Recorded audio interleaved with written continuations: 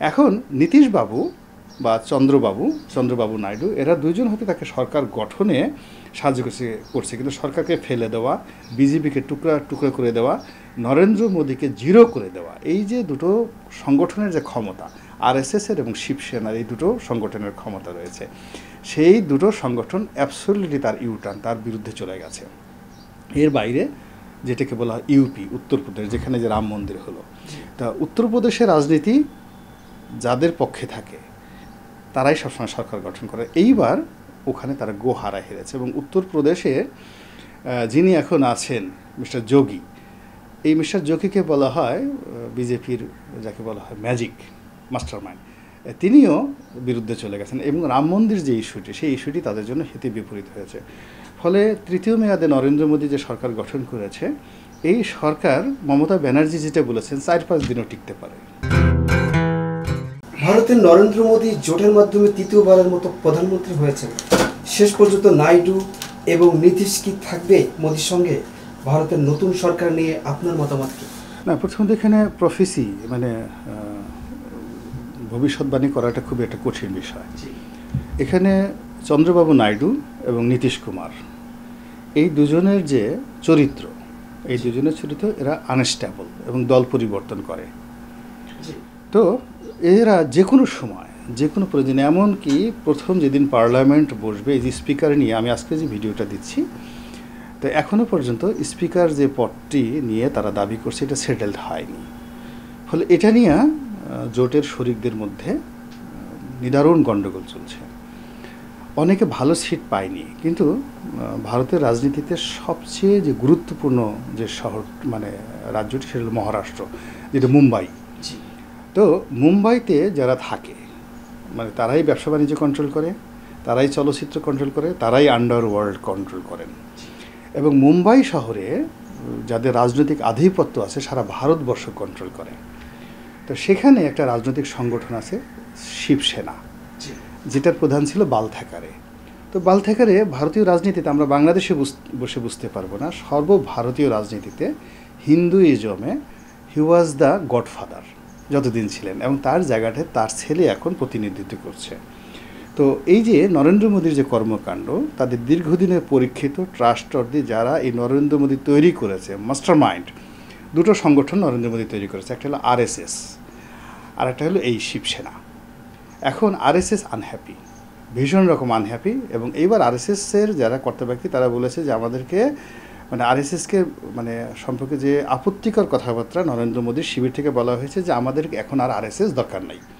যেমন বাংলাদেশের প্রেক্ষাপটে দেখা গেল যে বিএনপি যারা প্রতিষ্ঠাতা করেছে বা আওয়ামী লীগ যারা করেছে, এখন আওয়ামী লীগ যদি সেই বলে যে আমরা মুক্তিযুদ্ধের কোনো সপক্ষ শক্তির আমাদের আর এখন আর দরকার নেই, আমরা যখন খুব ছোট ছিলাম তখন আমাদের মুক্তিযুদ্ধের সপক্ষের শক্তি দরকার ছিল, এখন আর দরকার নেই, এই কথাটা বাংলাদেশের রাজনীতিতে যদি শেখ হাসিনার মুখ থেকে বের হয়, এটা যে প্রতিক্রিয়া হবে ঠিক একই প্রতিক্রিয়া সৃষ্টি হয়েছে ভারতে। তারা আরএসএস সম্পর্কে বলছে এখন আর আমাদের আরএসএস দরকার নেই, যে আরএসএস দিয়ে বিজেপি তৈরি হয়েছে, আরএসএস বিজেপি প্রতিষ্ঠা করেছে। সেকেন্ড হলো বিএনপি রাজনীতিতে জামাতের যেভাবে প্রভাব, তার চেয়েও 100 গুণ বেশি প্রভাব হলো বিজেপি রাজনীতিতে শিবসেনার। এখন নীতিশবাবু বা চন্দ্রবাবু নাইডু এরা দুইজন হয়তো তাকে সরকার গঠনে সাহায্য করছে, কিন্তু সরকারকে ফেলে দেওয়া, বিজেপিকে টুকরা টুকরা করে দেওয়া, নরেন্দ্র মোদীকে জিরো করে দেওয়া, এই যে দুটো সংগঠনের যে ক্ষমতা, আরএসএসের এবং শিবসেনার এই দুটো সংগঠনের ক্ষমতা রয়েছে, সেই দুটো সংগঠন অ্যাবসলিউটলি তার ইউটার্ন, তার বিরুদ্ধে চলে গেছে।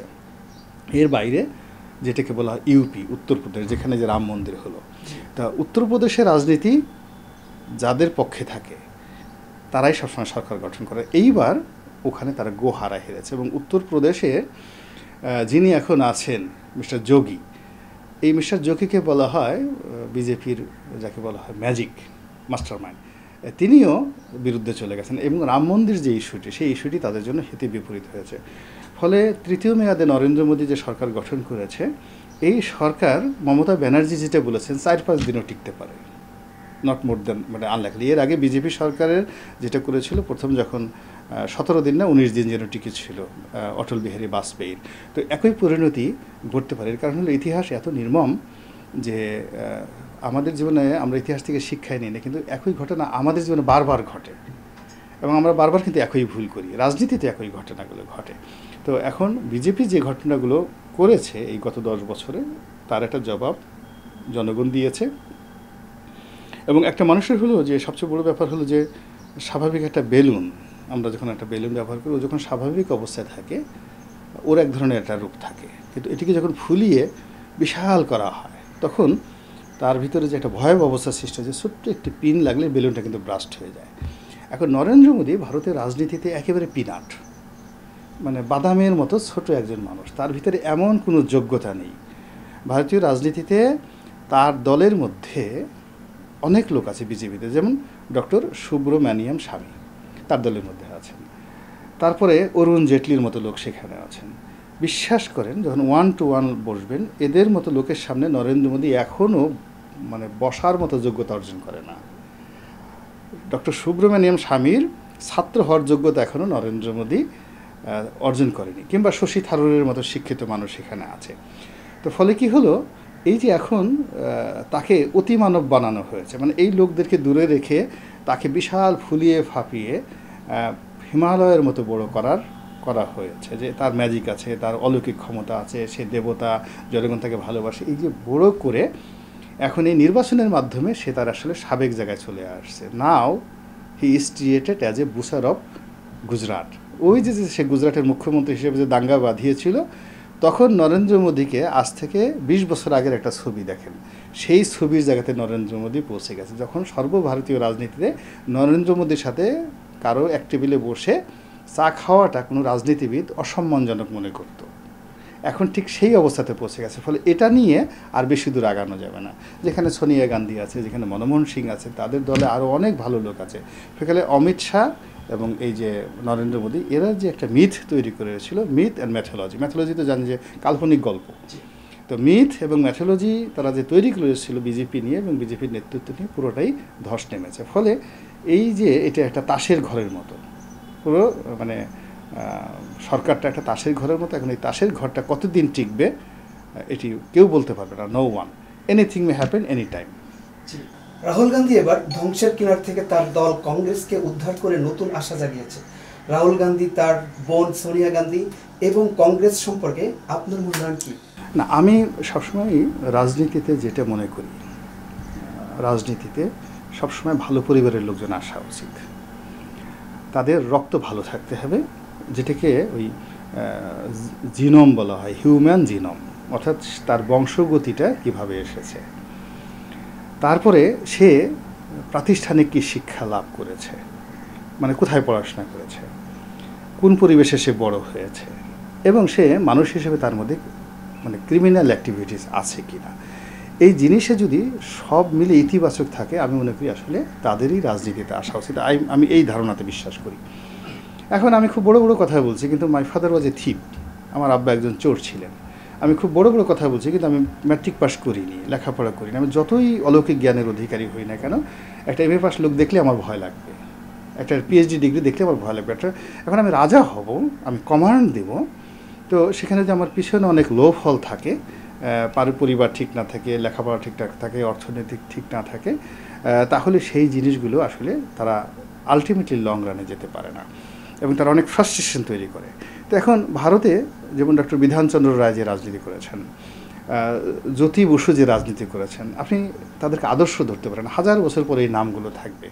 কিন্তু মমতা ব্যানার্জির এই নামটা থাকবে না, খুব আকর্ষণ সৃষ্টি করেছে কিন্তু থাকবে না।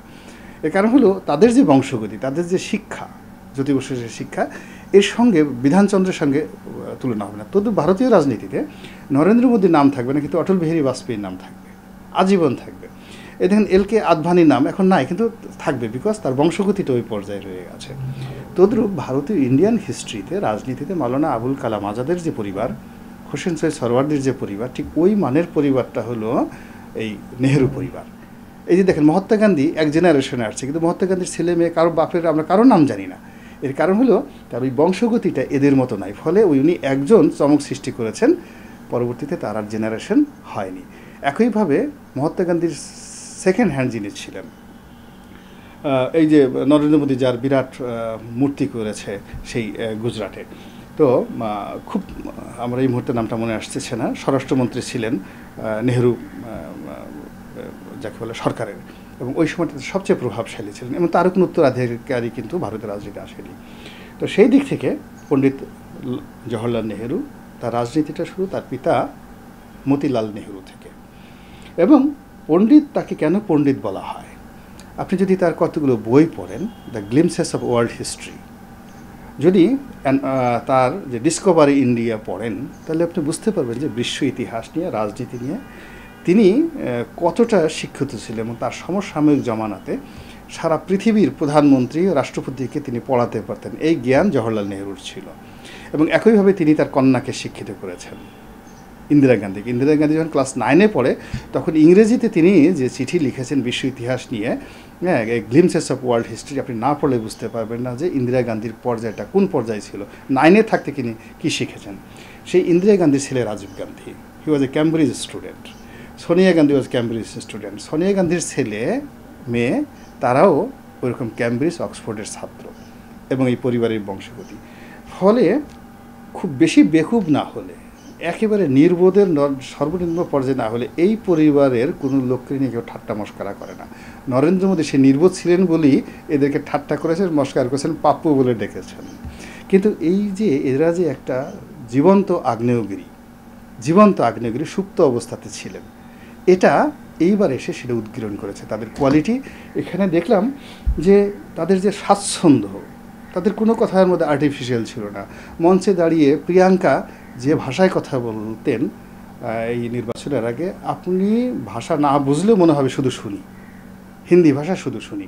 রাহুল গান্ধী যে কথাগুলো বলেছেন, আপনি হিন্দি না বুঝলেও মনে হবে আমি শুনি। আপনার যদি কোনো কিছু শুনতেও না ইচ্ছা করে, তার বডি ল্যাঙ্গুয়েজ এমন ছিল, আপনার খালি মনে হয়েছে আমি এই প্রিয়াঙ্কা গান্ধীকে দেখি আর রাহুল গান্ধীকে দেখি। এটা রাতারাতি হয় না, এটার জন্য ওই যে বললাম না, একটা জিনও লাগে। ফলে সেই দিক থেকে তাদের যেহেতু রক্ত ভালো, লেখাপড়া আছে, শিক্ষা আছে, এবং কংগ্রেসের প্রতি এবং তার এই পরিবারের প্রতি, গান্ধী পরিবারের প্রতি সমস্ত ভারতবাসীদের একটা শ্রদ্ধা আছে, অন্তরস্থল থেকে একটা শ্রদ্ধা আছে। আমরা বাংলাদেশের মানুষ যে যতই বলি না কেন, মহান মুক্তিযুদ্ধে ভারত এত রাষ্ট্র হিসেবে যাই বলি না কেন, কিন্তু ইন্দিরা গান্ধীর নাম শুনলে বাংলাদেশের সব মানুষ কিন্তু শ্রদ্ধা করে। যদি জওহরলাল নেহরুর কথা বলা হয়, মানুষ কিন্তু শ্রদ্ধা করে। তো যার জন্য সেই পরিবারের যে উত্তরাধিকার হিসেবে তারা আসছে, আমি মনে করি তারা আরও ভালো করবে। এবং এই সময়টাতে তারা সরকার গঠনে তাড়াহুড়ো না করে যেভাবে বিরোধী দল হওয়ার তারা সিদ্ধান্ত নিয়েছে, it is also politics, is a very nice decision. তো তারা ভালো করবেন, অনেক ভালো করবেন বলে আমি মনে করি।